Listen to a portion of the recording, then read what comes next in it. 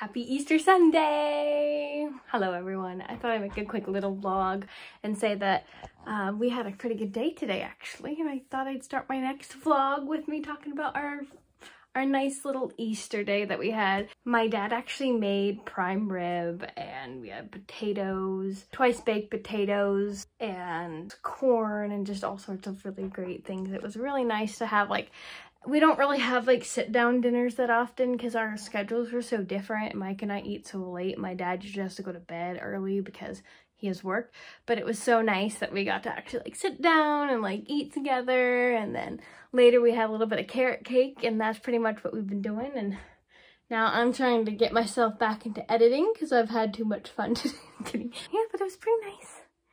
I wanted to include this little video clip of the bunny that I just saw. It's the Easter bunny. A bunny that appeared on Easter. Hi.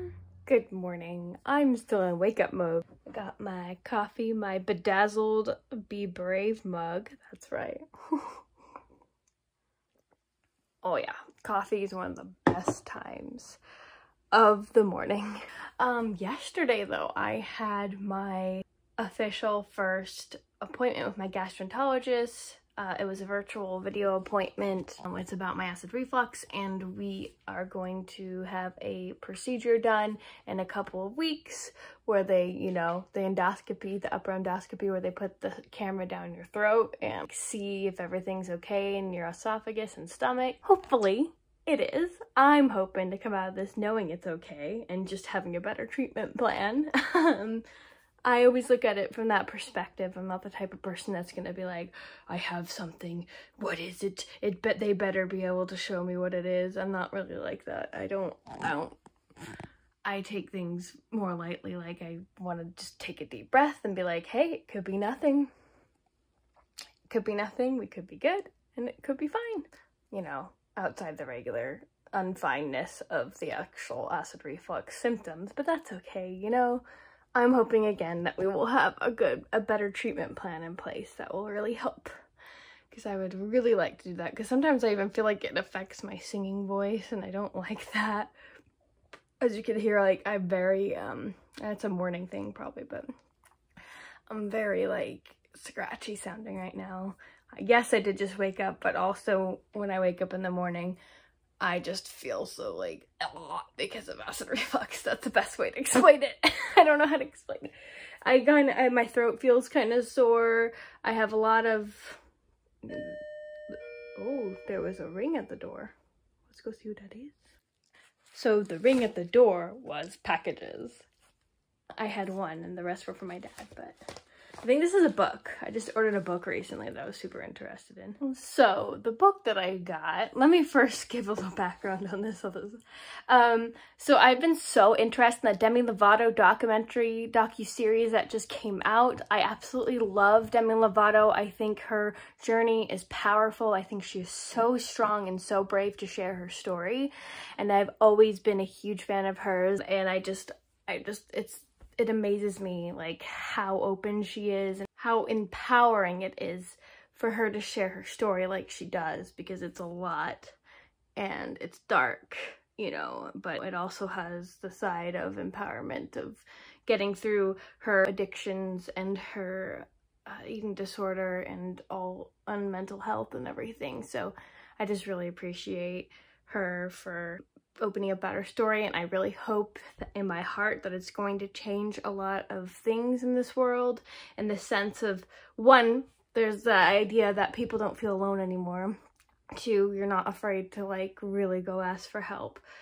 3, in a more specific way, I was hoping that her story, telling her story of her, like, you know, her whole life of Disney and being on sets and all that stuff, and the stress and the pressure and the touring and the pressure of that. I just really hope that maybe this will call for people to start taking proper actions as far as having psychiatrists on sets for kids and adults, you know, being able to really see the signs when someone is under too much pressure, instead of just shrugging it off and saying, oh, they're just a teenager, or, oh, they're just under a lot of pressure like the rest of us. You know, it's like there is with Demi, for example, it is clearly so much deeper than that. It's so much more. And it was just a lot of people in that industry just brush it off.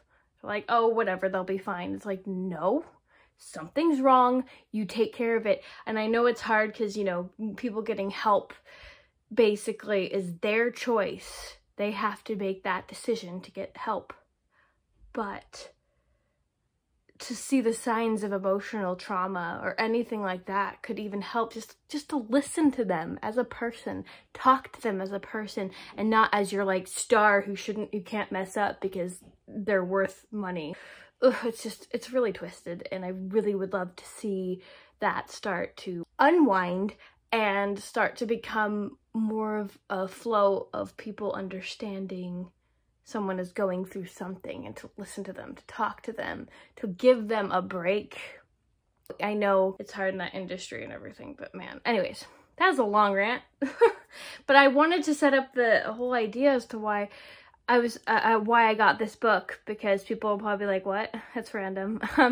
It's not Demi's book. I actually did order one of Demi's old books that she came out with. That will be coming in the mail soon. But I was talking to my mom about Demi Lovato, and she talked about how there's this movie that came out in the 70s called Go Ask Alice, and she said it kind of scared her straight when she was like young. So I was interested and I checked it out. It was on Amazon Prime. It was very old recording, but it was very interesting. I always find those stories intriguing. And Go Ask Alice is basically about this teenager that kind of goes into a dark spiral of, you know, partying and drugs and everything like that.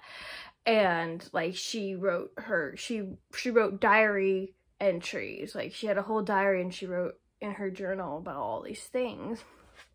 And so the actual book is what I ordered, because I always find those journeys and those stories so fascinating. The education behind it is like is really big for me. So yeah.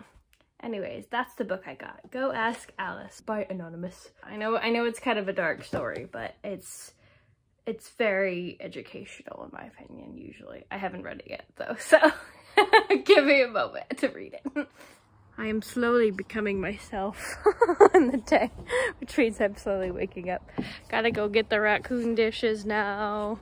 I started wearing gloves with it lately just to be extra careful, but I still don't seem to want to eat these strawberries. But when I leave them out without putting more like other food out, it gets eaten. So I don't get it. Strawberries are delicious and they love fruit, especially when it's super sweet. So I'm like, they're just mad because I'm not giving them bread anymore.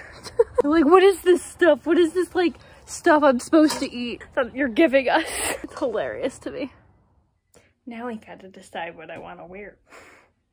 Good thing about cleaning the raccoon dishes is that the shirt I'm wearing gets wet even with my apron, which encourages me to change into my clothes for the day.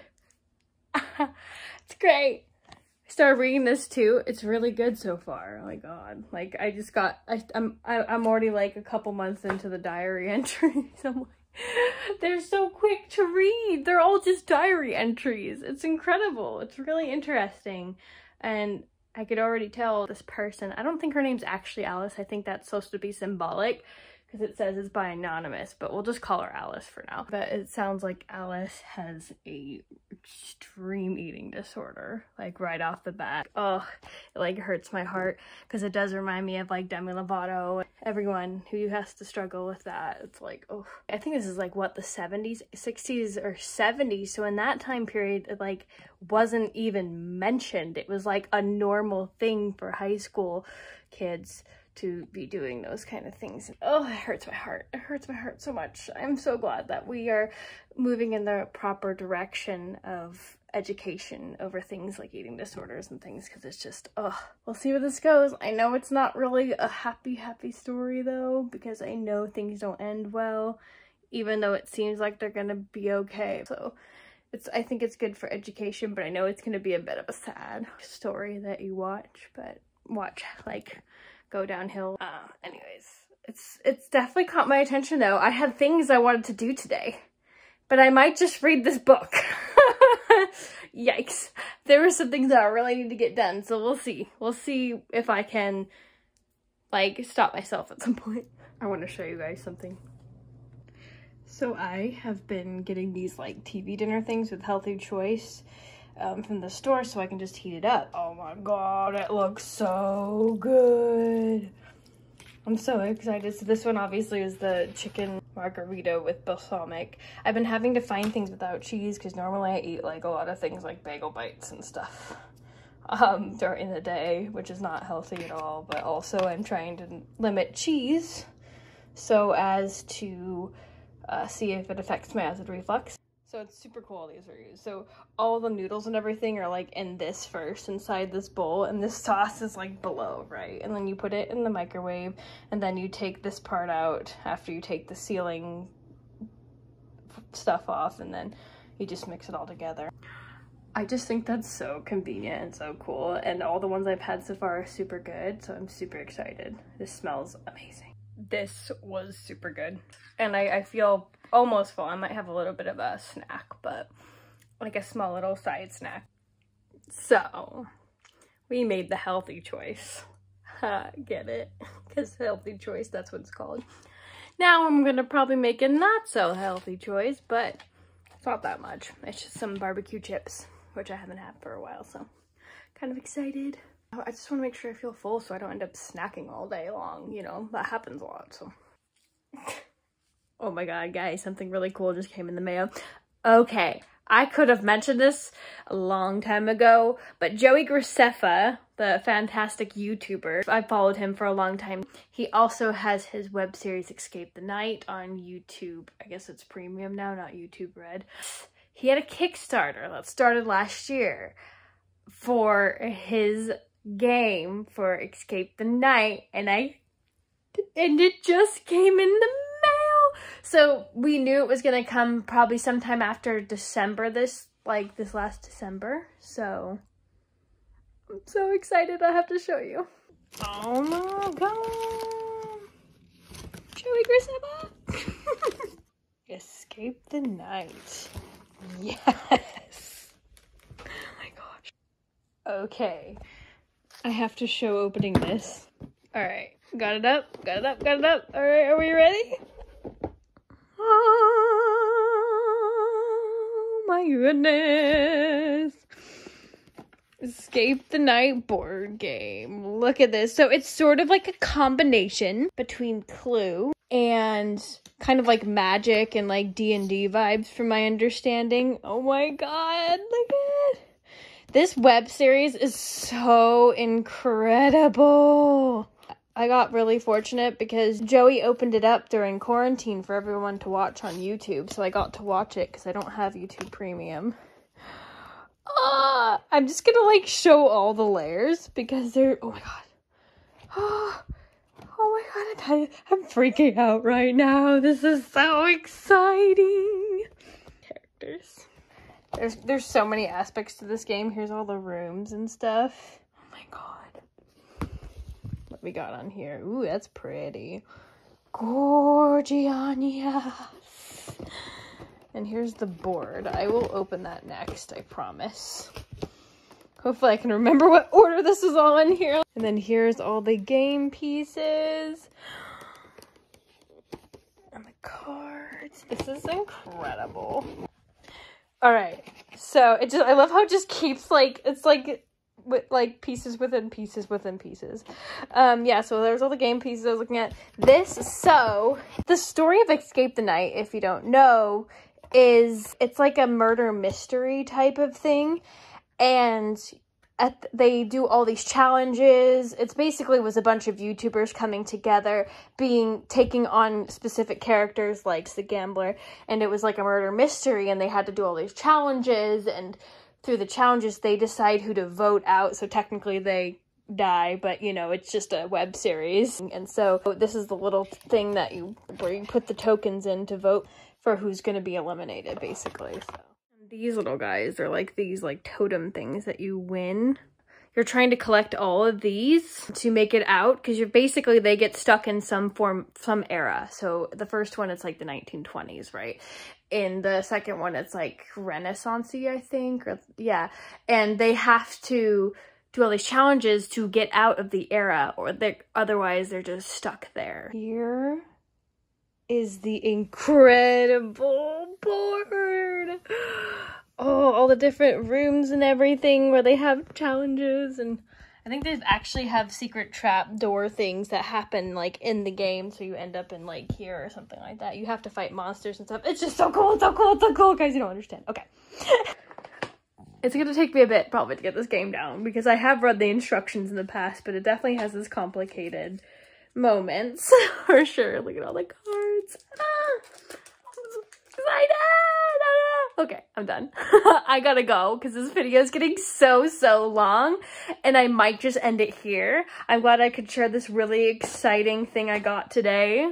Thank you guys so much for watching, and I'll see you in the next video.